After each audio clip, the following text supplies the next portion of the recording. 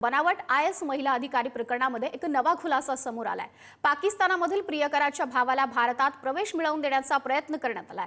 कल्पना भागवत यांच्या चौकशीमध्ये मोठी माहिती समोर आली आहे। कल्पना भागवत प्रकरणात NIAची एंट्री होण्याची ही शक्यता आहे। कल्पनाचा प्रियकर आणि तोतया OSDला बेड्या ठोकल्या गेल्या। दोघांच्या चौकशीमध्ये आणखी नवीन खुलासे होण्याची सुद्धा शक्यता आहे। कल्पना भागवत यांच्या चौकशीमध्ये मोठी माहिती समोर आली आहे आणि या प्रकरणामध्ये आता राष्ट्रीय तपास यंत्रणेची एंट्री होण्याची सुद्धा शक्यता आहे। बनावट IS या प्रकरणामध्येच मोठा खुलासा हा समोर आलेला आहे।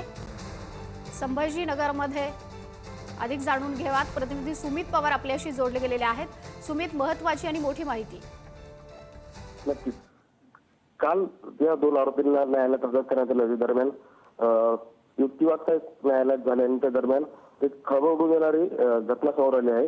बनावट IS अधिकारी कल्पना भागवत प्रकरणात अत्यंत गंभीर आणि नवीन खुलासे या दरम्यान करण्यात आले। कल्पनाच्या प्रियकराच्या पाकिस्तानातील भावाला भारतात प्रवेश मिळवून देण्याचा प्रयत्न करण्याची बाब पोलिसांच्या तपासात उघड आली आहे आणि या संवेदनशील प्रकरणात आता थेट दोन देशांचा म्हणजे भारत, पाकिस्तान आणि अफगाणिस्तान संबंध असल्याने या तपासात आता राष्ट्रीय तपास यंत्रणेचा म्हणजे NIAची एंट्री होण्याची शक्यता असल्याची माहिती सूत्रांनी दिली आहे। पोलिसांनी या प्रकरणात दिल्लीहून अफगाणी नागरिक म्हणजेच कल्पनाचा बॉयफ्रेंड मोहम्मद अशरफ खिल आणि तोतया OSD असलेला डिम्पी देवेंद्र कुमार हरजाई या दोघांना अटक केली आणि त्यामुळे आता यात आणखी नवीन खुलासे समोर येण्याची शक्यता आहे। या 10 दिवसांच्या पोलीस कोठडीमध्ये पोलीस या संदर्भात सखोल चौकशी करतील।